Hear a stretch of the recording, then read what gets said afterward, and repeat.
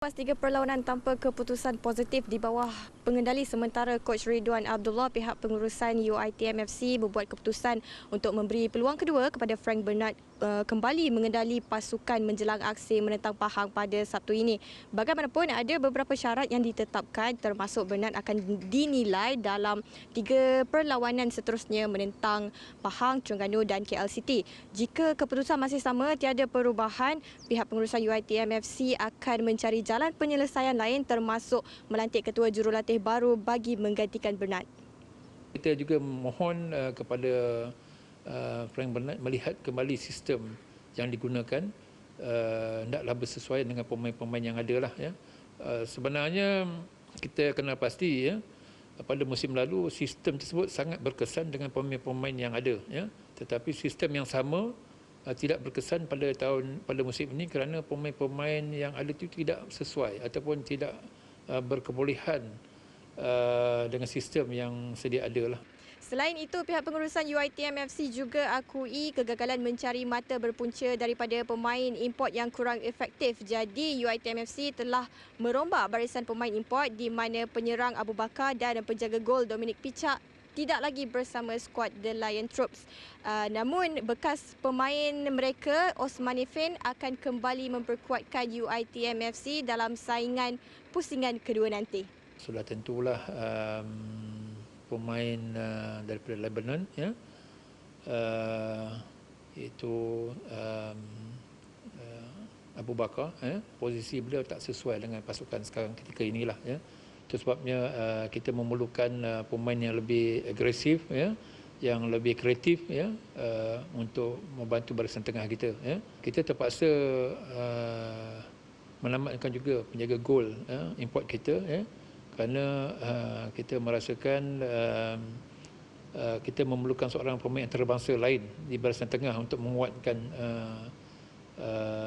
pemain di barisan tersebutlah, ya. Sementara itu, pemain pertahanan UiTM FC Faizal Arif harap keputusan ini dapat membantu mereka mampu terus berada dalam saingan Liga Super musim depan.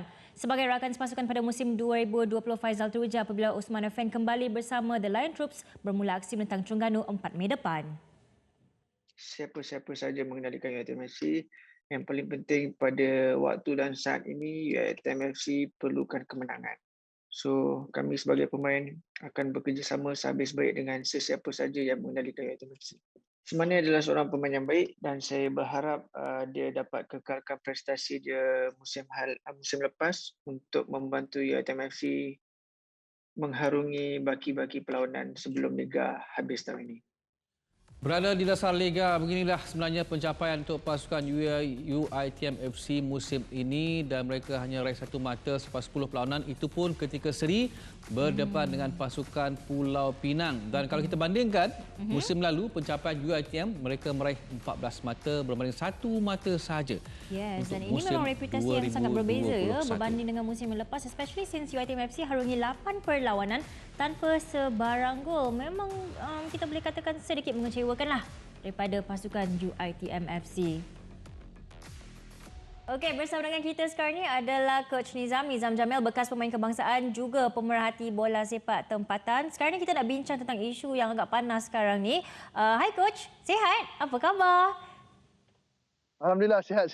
Alhamdulillah. Okey Coach, so tentang isu Frank Bernard ni, dia dah kembali ke UiTM FC dan dia diberikan masa untuk harungi 3 perlawanan sebagai penilaian.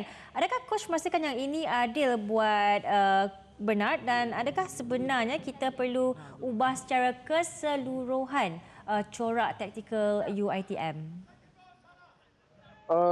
Of course lah, as a jurulatih, mana-mana jurulatih yang berada dalam situasi sebegini memang kita simpati. Tapi ini adalah demand sebagai seorang jurulatih di mana-mana kelab di dunia pun. Untuk Coach Frank Bernard, saya rasa dengan rehat 3 game dan dalam masa yang sama keputusan UiTM pun tidak memihak kepada UiTM, kembalinya Frank Bernard dan kita dikabarkan ada beberapa pertukaran. Saya berharap yang as a sahabat, as a rakan kejuratihan, dia boleh membantu untuk at least mengeluarkan daripada zon relegasi dan juga dapat melakukan beberapa perubahan dalam masa terdekat ni. Okey, baik. Nizam, difahamkan penyerang import UiTM Abu Bakar Almel dan juga penjaga gol Dominic Pichak telah pun ditamatkan kontrak. Manakala bekas pemain mereka Usmane Fania dipanggil semula. Apakah ini akan jadi kelebihan buat Bernhard nanti, Nizam? Saya percaya kemasukan Osmani Fani akan memberi banyak kelebihan kerana jika dilihat tahun lalu, prestasi tahun lalu, kebanyakan persiapan mereka ketika perlawanan berkisar kepada Osmani Fani di mana dia melindungi pertahanan 4 dan juga ada kalanya dia memenangi second ball daripada pertahanan 4 itu sendiri. Dan dia melakukan banyak kerja-kerja, kita kata kerja kotor lah di bahagian tengah padang di mana dia memenangi bola, melakukan banyakkan keserangan bermula daripada bola yang dimenanginya, dan saya percaya kemasukannya memberi banyak perubahan dalam konsep bola sepak yang ingin dimainkan oleh UiTM sekarang. Dan dengan keputusan untuk mengeluarkan 2 pemain import tu, saya agak bersetuju kerana compared to last year punya performance from import mereka, import pada tahun ini agak kurang memberi kesan kepada pemain-pemain lain, pemain-pemain lokal, dan itu mengganggu sedikit saya rasa persiapan dan juga konsep bermain yang ingin dimainkan oleh Coach Frank Bernard sendiri. Okey, baik Coach. Satu lagi soalan tambahan ni. Perlukah, sebab saya meletakkan UiTM ni berada dalam kedudukan juga posisi yang sangat parah dalam saingan Liga Super. Perlukah ada perubahan 100% corak taktikal pasukan UiTM? Of course lah, of course. Di mana mereka dalam situasi yang kita kata agak kronik lah kan. 1 poin daripada 10 perlawanan.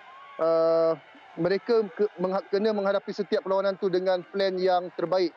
The best advantage yang ada pada pasukan mereka. Bermain berdasarkan kekuatan mereka dan tidak 1 poin pun setidak-tidaknya mata itu bergerak akan mendekatkan mereka dengan sama ada Perak ataupun dengan Pahang sekalipun. Dan jika berkata pasal taktikal, ya, taktikal memainkan peranan besar untuk mereka bermain setidak-tidaknya mendapatkan 1 poin ataupun kemenangan dalam setiap perlawanan. Mereka tidak boleh kehilangan mata lagi.